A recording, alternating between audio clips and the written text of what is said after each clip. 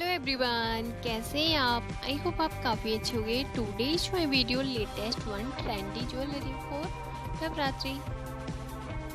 इस Navratri oxidise floral Perl और paper jewellery का काफ़ी ट्रेंड रहेगा। सो देख लीजिए, काफ़ी लेटेस्ट वन डिज़ाइन मैंने चूज़ की है और आप भी ये बजट फ्रेंडली ज्वेलरी ट्राई कर सकते हैं। काफ़ी स्टाइलिश एंड कंफर्टेबल लुक देगी आपको। Thanks for watching, see you next time.